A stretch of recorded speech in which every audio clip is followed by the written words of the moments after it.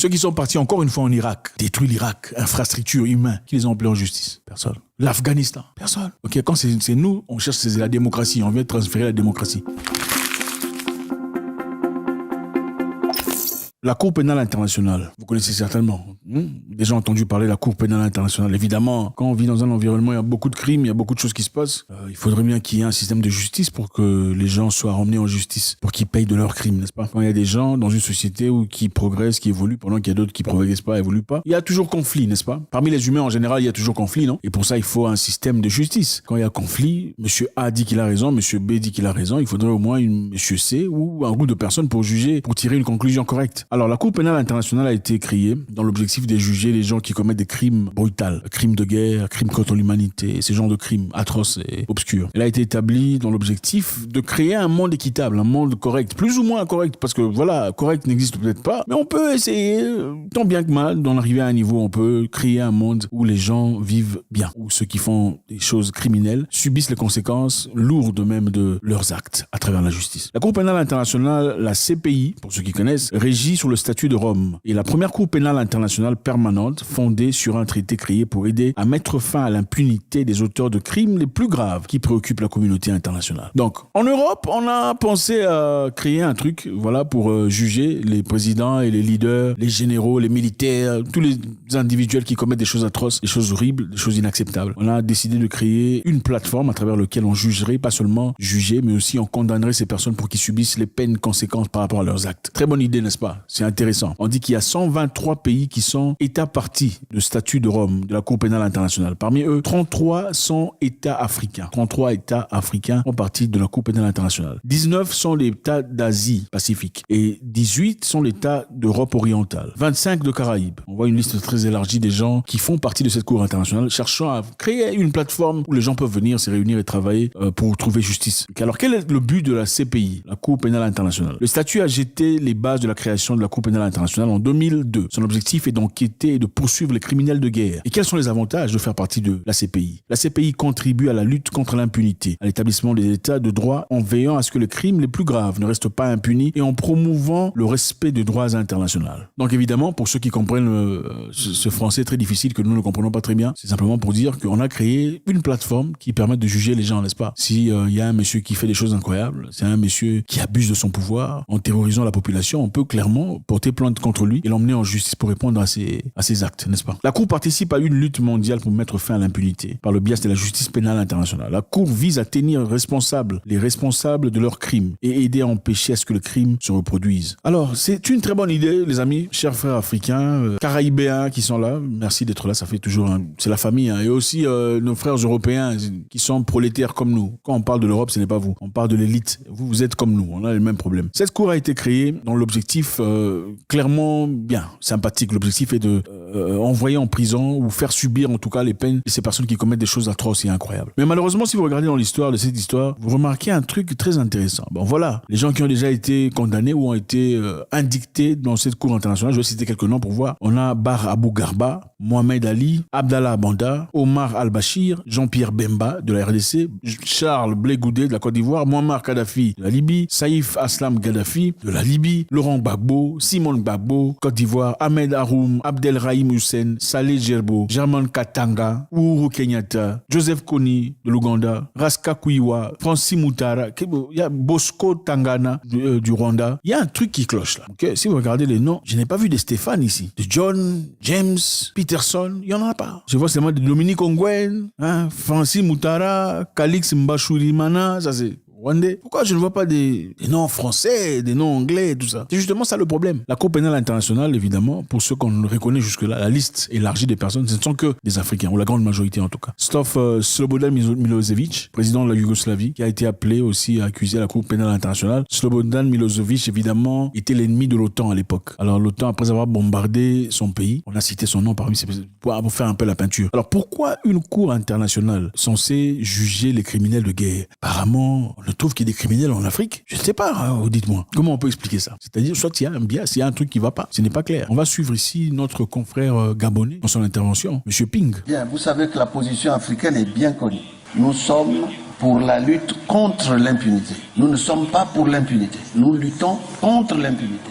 Nous ne sommes même pas contre la Cour criminelle, contre la Cour pénale internationale, puisque cette Cour, il y a 31 pays africains qui sont membres de la Cour. Même maintenant, avec la Tunisie, je crois 32. C'est vous dire que nous ne sommes ni contre la justice, ni contre la Cour. Nous sommes contre la manière dont la justice est rendue, puisque le procureur qui est là, on dirait qu'il n'y a qu'en Afrique où il y a des problèmes. Il ne condamne que des Africains, il ne juge que des Africains. Est-ce que ça veut dire que rien ne se passe ailleurs dans le monde? Est-ce que ça veut dire qu'au Pakistan, en Afghanistan, à Gaza, en Tchétchénie, il n'y a rien? Il n'y a qu'en Afrique où il y a des problèmes? Pourquoi il n'y a personne d'autre de jugé que des Africains? C'est la question que l'on se pose. Donc on voit clairement ici qu'il y a un problème. Le problème est clair. Apparemment, ceux qui commettent des choses atroces ne sont que des Africains. Est-ce qu'on peut dire que cette cour a été créée seulement pour condamner les Africains? Ou carrément, si pas pour condamner, c'est pour remettre à la raison. C'est-à-dire, si tu ne fais pas ce qu'on te dit de faire, parce que réfléchissons d'abord. Il y a beaucoup de dictateurs qu'on connaît qui ont commis des choses atroces, incroyables, qui ne sont jamais appelés à la Cour internationale. Beaucoup de dictateurs africains, parlons seulement d'Africains. Il y a beaucoup de gens en Afrique qui commettent des choses incroyables, qui ont commis des choses inacceptables, mais qui ne sont jamais appelés à la Cour internationale. N'est-ce pas? Pourquoi? Une raison principale. Parce que généralement, malgré les bêtises et les erreurs, les crimes qu'ils commettent, ils sont soumis à une autorité plus grande. C'est-à-dire, quelque part, ils répondent aux besoins de quelqu'un. Donc, malgré sa dictature, si l'Europe ou les États-Unis viennent, on te dit ouvre cette porte, tu ouvres, donne l'argent ici, tu donnes, offre-nous les minéraux, tu donnes. Là, on t'amène pas à la Cour internationale de justice. Mais si tu commences à refuser, si tu commences à t'y opposer, alors là, on t'accuse. On a ici affaire à une chose très intéressante. C'est bien encore une fois de voir, on ouvre un office, on ouvre une plateforme pour aider les gens à évoluer, à avancer, à trouver justice. Mais pourquoi dans cette démarche, il y a des pays qui ne font pas partie de cette histoire?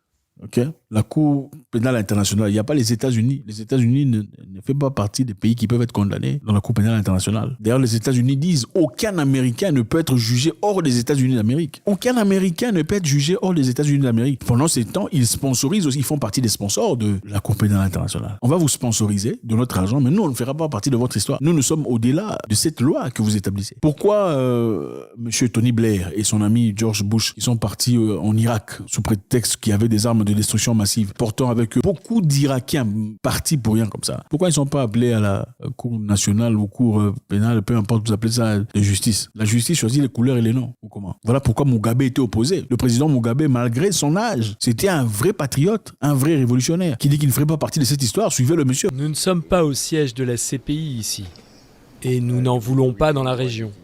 Pas du tout. Nous n'avons pas signé le traité de la CPI. Le Zimbabwe a refusé. Nous avons dit non. Nous n'allons pas nous soumettre à une justice en dehors de notre pays.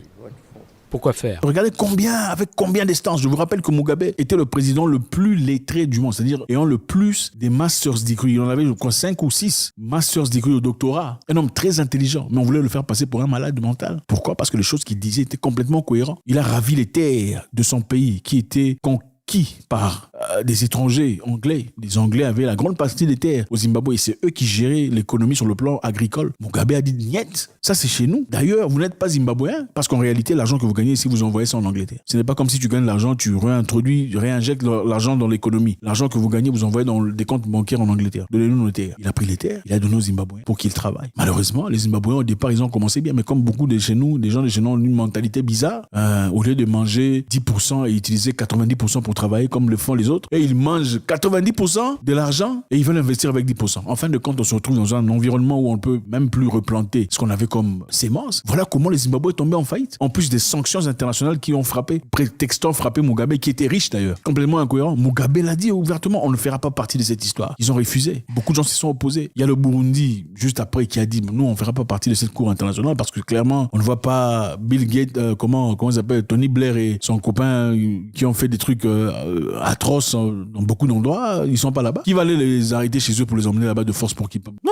Et curieusement, vous savez, pour condamner les Noirs, on cherche toujours des juges noirs, pour pas que ça paraisse raciste. On va chercher un opposant noir, ok? Vous vous rappelez de cette histoire dont je vous parlais, quand récemment on disait que l'Afrique doit prendre position par rapport à l'Ukraine et la Russie. Soit l'Afrique soutiendra les États-Unis et l'Europe, ou bien l'Afrique sera aux côtés de la Russie et subiront les conséquences. Qu'est-ce qu'on a envoyé pour passer le message? C'était une noire, c'est une maman noire qu'on a envoyée à côté d'un monsieur noir dans le Sénat américain. Il faut toujours un noir pour faire passer un message. Regardez très bien, quand on vous pousse à faire quoi que ce soit, on vous dit allez faire l'histoire là, prendre le vin. On va présenter un noir pour vous parler. Pourquoi? Parce que dans le subconscient, vous vous dites, quand c'est un noir qui me parle, c'est-à-dire que certainement un noir ne me voudrait pas de mal, hein, n'est-ce pas? Un noir ne me voudrait pas de mal. Si c'est un noir qui en parle, donc c'est-à-dire qu'ils ont vérifié, ils ont tout vu, donc il n'y a pas de quoi s'inquiéter. On va y aller. C'est une technique claire qu'on utilise. Le président Bachir, le président Omar el-Bashir du Soudan, il avait un mandat d'arrêt international. Il est arrivé en Afrique du Sud et on a demandé à l'Afrique du Sud de l'envoyer pour aller paraître en justice, comparaître. Mais intelligemment, le président Zuma à l'époque a refusé de le faire. Il a dit non, on peut pas le faire. C'est quoi? C'est devenu le moyen président de la République qui vient dans un pays étranger. On veut l'envoyer à la Cour pénale internationale pour faire quoi? Le président Obama était parti en Afrique du Sud pendant sa visite. Il y a eu un monsieur qui est parti porter plainte contre lui à la police. Il y a eu un Sud-Africain qui est parti porter plainte contre monsieur Obama à la police. Est-ce qu'on l'a arrêté ou on l'a... Non, on peut pas faire ça. Ça ne se fait pas. Mais Zuma a été vilipendé, insulté. Pourquoi? Parce qu'il n'a pas transféré son confrère africain dans la Cour pénale internationale pour paraître et jeter en prison comme ils le font d'habitude. Et ce n'est pas pour dire que la Cour est inutile. Elle n'est pas inutile. C'est vrai qu'elle fait du travail quelque part, censée en tout cas faire du travail honorable. Envoyer des gens, des criminels de guerre en justice. Mais on ne peut pas seulement envoyer un seul groupe de personnes qu'on peut carrément identifier par leur couleur de peau. C'est clair, il faut le dire. Ou qui sont carrément ils font pas partie de l'Europe ou de l'Occident. Ce n'est pas de la justice, ça. Donc il y a une justice pour nous et une justice pour vous. Les États-Unis ne font pas partie de cette cour internationale. Israël ne fait pas partie de cette cour histoire internationale. La Russie n'y est pas. La Chine n'est pas. L'Inde n'est pas. L'Indonésie n'est pas. Bon, pourquoi il faut faire partie de cette histoire? Pourquoi les Africains ne peuvent pas créer leur propre cour internationale pour juger les Africains qui volent? Pourquoi on a besoin d'un soutien étranger? D'ailleurs, la cour internationale de machin, comment vous appelez ça, est sponsorisée par qui? Il y a des sponsors. Il faut de l'argent pour que ça fonctionne chaque jour. Il faut de l'argent. Ça vient d'où? Il faut regarder d'où vient l'argent. L'argent vient des établissements bien établis. Et parmi les ONG qui sponsorisent la CPI sont les ONG qui appartiennent à George Soros. Oui, on ne vous le dit pas. George Soros, pour ceux qui savent, ceux qui ne savent pas, faites de recherche, c'est qui George Soros? Donc c'est bien ficelé, bien charpenté pour envoyer un groupe spécifique de personnes qui résistent à l'oligarchie, qui résistent à l'étranger. Pas tous, mais la grande majorité. Si vous ne laissez pas opérer correctement, on vous envoie là-bas. Si vous ne laissez opérer correctement, voler les minerais, prendre les bois, prendre tout ce qu'il y a, prendre le pétrole et tout le reste, là on vous laisse faire toutes vos bêtises, toutes vos criminalités sans difficulté, on vous laissera. On ne vous appellera jamais. Donc on vit, les amis, dans un monde de crimes organisés. Les crimes qui sont commis par des individus sont frappés en justice, mais les crimes commis par des gouvernements ne sont pas frappés. Les crimes commis par des gouvernements sont plus ou moins acceptés. On fait semblant de dire rien. Mais quand les crimes sont commis de manière individuelle dans un coin où aucun gouvernement ne profite, tu seras frappé. Et quand je parle d'aucun gouvernement, évidemment, je parle d'un gouvernement occidental. Parce que c'est eux voilà, c'est ça la vérité, c'est ça la réalité. Prenons l'exemple de l'OTAN. Okay? L'OTAN a bombardé la Libye pendant la présence de Kadhafi. On a bombardé la Libye. Beaucoup de gens sont morts, détruit complètement l'infrastructure. Qui a payé pour ce prix? C'est des crimes de guerre, ce sont des crimes atroces, insupportables. Qui a payé le prix de cette histoire? Personne. La Libye était un pays stable. Les gens vivaient leur abondance, la plénitude de leur existence. Il n'y avait pas de taxes en Libye. On ne payait pas de taxes. C'est-à-dire le gouvernement n'avait pas besoin de votre argent. En Libye, les gens vivaient bien. Tu te maries, on te donne de l'argent, $5,000, un appartement. Tu veux travailler dans l'agriculture, on t'aide, on te donne les outillages nécessaires pour avancer. On est parti bombarder ça pourquoi? Okay. Même le président russe a dit qui leur a donné le droit d'aller tuer Kadhafi? Où est la Cour internationale de justice, la CPI, tout ça? Ça n'est pas. Qui est parti en justice pour ça? Rien, personne. On a créé l'Interpol où on cherche les criminels de guerre. Au fait, il y a un système où on cherche les criminels de guerre par rapport à certaines personnes en Occident. Bon, ils sont criminels à nos yeux, alors on va les arrêter. Interpol va les arrêter. Et maintenant, quand on vous apporte un système digital, de reconnaissance digitale, c'est-à-dire d'identité digitale et de CDBC, mais désormais, vous n'aurez plus besoin d'Interpol. C'est-à-dire, vous allez à l'aéroport, la caméra te voit, directement, on t'attrape, on te jette en prison, ou on te transfère à La Hague. C'est ça, il faut résister à ces histoires, les amis. Il faut résister à ces histoires. Mais pour résister, évidemment, il faut comprendre dans quel monde on vit. Ceux qui sont partis en Syrie, qui ont détruit la Syrie complètement, qui les a appelés en justice? Personne. Ceux qui sont partis encore une fois en Irak, détruit l'Irak, infrastructure humaine, qui les ont appelés en justice? Personne. L'Afghanistan? Personne. Ok, quand c'est nous, on cherche la démocratie, on veut transférer la démocratie. Mais quand ça se passe ailleurs, là, on l'appelle la cour de justice, surtout si on n'a aucun intérêt, si on n'a pas pris les minéraux. Donc c'est ça, je pense que c'est important. Beaucoup de pays se sont retirés, le Burundi s'est retiré de cette histoire. Je pense que le Kenya est en procédure, ou si c'est pas encore retiré, de cette cour internationale de justice qui est... Les Africains doivent créer leur propre plateforme. Les Africains doivent d'abord arrêter des livraisons de passeports entre Africains. Il faut chercher un moyen de... Les frères ne peuvent pas vivre. Non, on doit vivre comme ça, comme dans le passé, avant l'arrivée des étrangers. Comme on allait chez les voisins, un Congolais partait chez les Gabonais sans difficulté. D'ailleurs, ce n'était même pas Congo-Gabon comme ça. Tu quittes ici, tu vas de l'autre côté. sans difficulté. Un Rwandais allait chez les Burundais, c'était même histoire. Peu importe, c'était comme ça. Comme l'Europe, on doit rentrer ensemble. Cette façon de nous mettre dans des boîtes, c'était une façon très intelligente de nous séparer. Et on ne peut pas combattre ce combat international dans la séparation. Ce n'est pas possible. Aucun pays africain n'est assez outillé, n'a assez d'argent ou de pouvoir pour parler pour soi-même dans le monde, dans la scène internationale. C'est pas possible. Il faudrait que les Africains viennent ensemble, se réunissent, travaillent ensemble en communauté pour avancer, progresser. Donc les Africains ne peuvent pas juger les Africains qui font des crimes. Il faut nécessairement que ça vienne ailleurs. Ça n'a aucun sens.